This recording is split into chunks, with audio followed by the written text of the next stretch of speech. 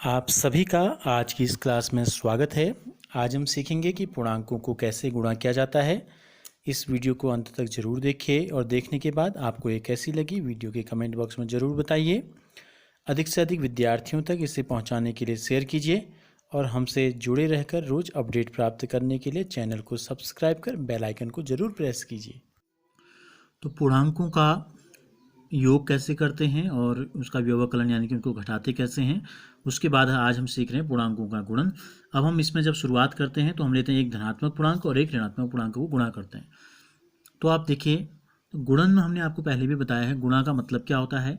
जैसे गुणा का मतलब होता है जैसे किसी अंक को, किसी संख्या को हम बार बार जोड़ते हैं। जैसे हमने 3 को जोड़ा 5 बार, 1 2 3 4 5।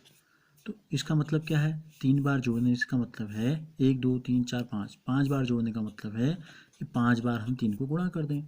तो जोड़ के भी क्या आएगा, उत्तर 15 आएगा, गुणा करके भी उत्तर 15 आएगा। तो गुणन का मतलब ही क्या होता है, योगफल होता है। ठीक है, अगर किसी अंक को बार बार जोड़े तो जितने बार हमने जोड़ा उतने से हमको गुणा कर देना होता है। तो इसी प्रकार से अब हमको लेना है एक धनात्मक और एक ऋणात्मक पूर्णांक को गुणा करना है।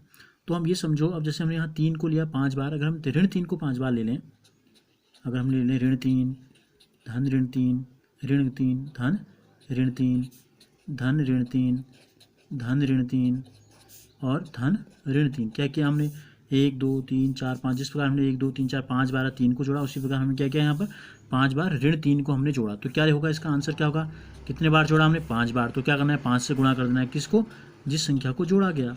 5 गुणा ऋण 3। अब देखिए, आपने पिछली कक्षा में कक्षा 6 में आपने संख्या रेखा पर जोड़ना, पूर्णांकों का योगफल और व्यवकलन जो है ये आपने सीखा है संख्या रेखा में। आपका रिवीजन हो जाएगा। मैं आपको एक बार फिर बता देता हूँ। तो देखो, ये 0 से जब हम स्टार्ट करते हैं, ये हमने लिया 5, ये लिया 10, ये लिया हमने, या 3 ले लें, 3 6 9 12 15, 3 6 9 12 ये हमने ले लिया।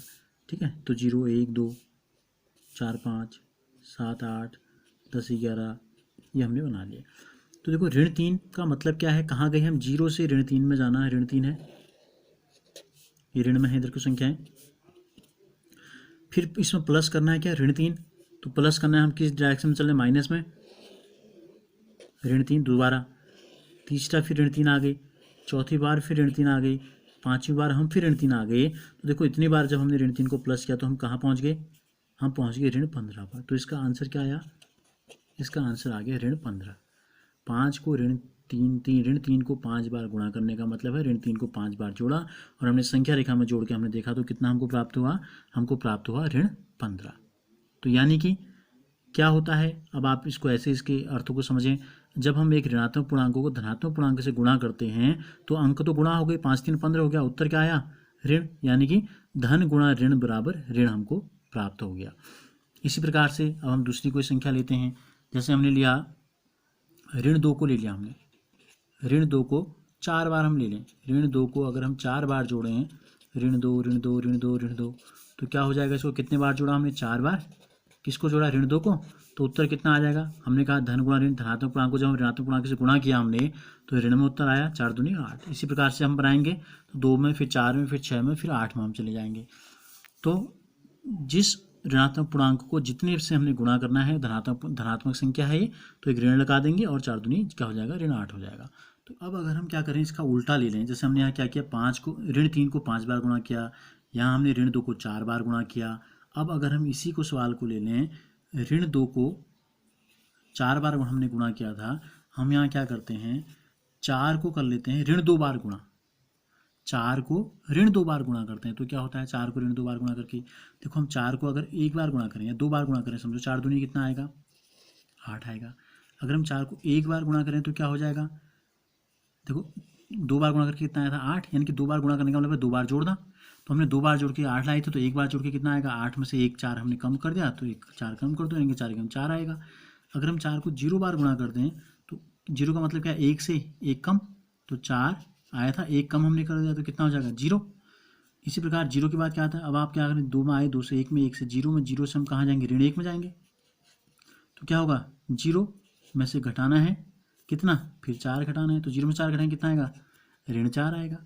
4 को अगर हम ऋण 1 के बाद ऋण 2 में आ जाएँ, देखो ऋण 4 में से क्या घटाएंगे, ऋण 2 का मतलब फिर 4 घटाना है हमें, ऋण 4 दोनों संख्या ऋण में है तो जोड़ देते हैं, चिन्ह आता है ऋण का। तो इस प्रकार से हमको क्या प्राप्त हो गया, हमको प्राप्त हो गया 4 गुणा ऋण 2 बराबर ऋण 8। और अभी हमने इससे पहले किया था, ठीक है, 4 ये, हाँ हमने ये किया, हाँ 4 को हमने यहाँ पर क्या किया, ऋण 2 को 4 को ऋण 2 बार हमने ये किया है, 4 को ऋण 2 बार जोड़ा या गुणा किया तो कितना आ गया उत्तर, ऋण 8। और इससे पहले हमने जब आपको बताया, हमने वहाँ क्या किया, वहाँ हमने ऋण 2 को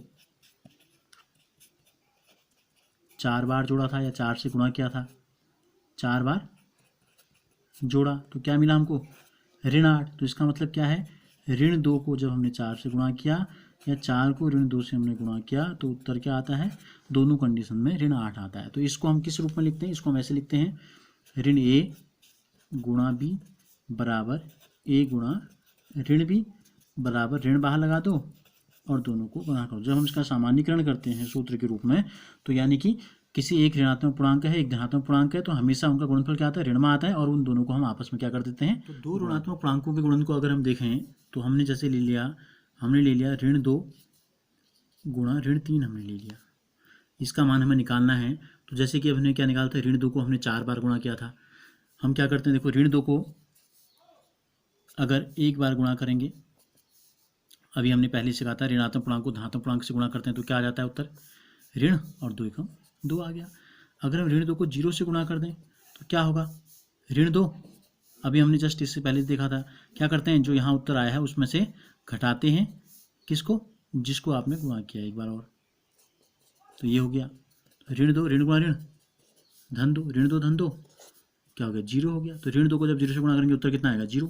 अब हम क्या करेंगे, ऋण 2 को गुणा करते हैं, देखो हम 1 से 0 में आए, 0 से कहाँ जाएंगे, ऋण 1 में जाएंगे, फिर उत्तर क्या है हमारा 0, जो उत्तर आया है उसमें से आपको घटाना है, जो उत्तर आया था उसमें से घटाना है कितना, ऋण 2, हर बार हमको ऋण 2 को कम करते जाना है, तो कितना होगा 0, ऋण गुणा ऋण धन, तो यानी कि ऋण 2 गुणा ऋण 1 कितना आ गया, धन 2 आ गया।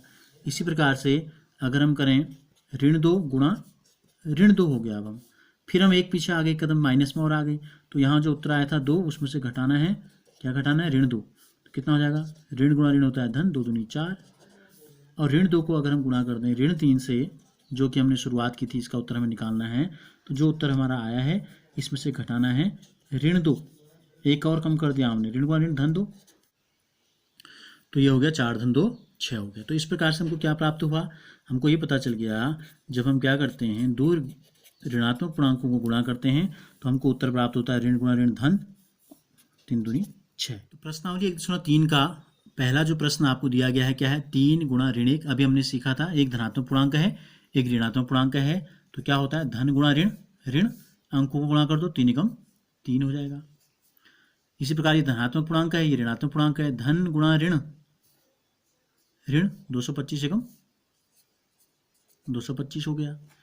इसी प्रकार से है ऋण, ये दोनों क्या है, ऋणात्मक पूर्णांक हैं, तो दोनों ऋणात्मक पूर्णांक हैं, तो क्या आता है, ऋण गुणा ऋण धन, तो ये हो गया 21 3 3 एकम 3 3 दूनी 6 63 हो गया, और एक 0 लगा दो पीछे से, तो ये हो गया। इस प्रकार ऋण गुणा ऋण क्या हो जाएगा, धन, दो ऋणात्मक पूर्णांक को गुणा करते हैं तो अभी हमने सीखा था धन आता है 316 एकम 316 हो गया। देखो ऋण 15 गुणा 0 हो गया 0, अब बचा क्या, ऋण 18, तो 0 से गुणा करेंगे किसी भी संख्या को, क्या आ जाता है, 0 आ गया। अब देखो ऋण 12 गुणा ऋण 11 कर दो, ऋण 12 गुणा ऋण 11 हम करते हैं तो क्या है, दो ऋणात्मक पूर्णांक है, पहले इन दोनों को गुणा कर देते हैं, तो ये हो जाएगा ऋण गुणा ऋण धन, ये हो गया 12 एकम 12 का 2, हंसी लगाई 12 एकम 12 13 132 हो गया, गुणा धन में है दोनों, धन गुणा धन ही होता है, तो ये आ गया, ये आ गया। इन दोनों को 4 है, यहाँ हमको क्या दिए हैं, 4 दिए हैं, हम जी एफ के बाद बीच में आप कर लेना, हम आई में आगे क्योंकि इसमें 4 आपको दिए हैं, तो क्या करते हैं, दो के जोड़े हम बनाते हैं, तो हमको क्या प्राप्त हो जाएगा, हमको प्राप्त हो जाएगा ऋण गुणा ऋण हो गया धन, दो ऋणात्मक पूर्णांक को गुणा करेंगे 2 एकम 2, बीच में गुणा, देखो एक ऋणात्मक पूर्णांक एक धनात्मक पूर्णांक, धन गुणा ऋण ऋण आया, तो 3 चौको 12, तो ये हो गया एक धन में एक ऋण में, गुणा करेंगे ऋण आ गया 12 दूनी 24।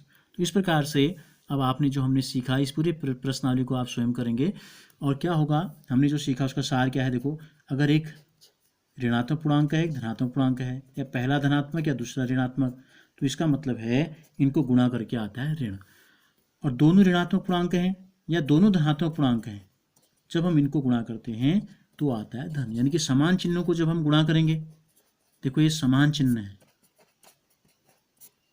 समान चिन्हों को जब हम गुणा करेंगे, ऋण को ऋण से, धन को धन से, तो उत्तर आएगा धन में। और जब असमान चिन्ह होते हैं, ऋण गुणा धन या धन गुणा ऋण, तब उत्तर आता है आपका ऋण में।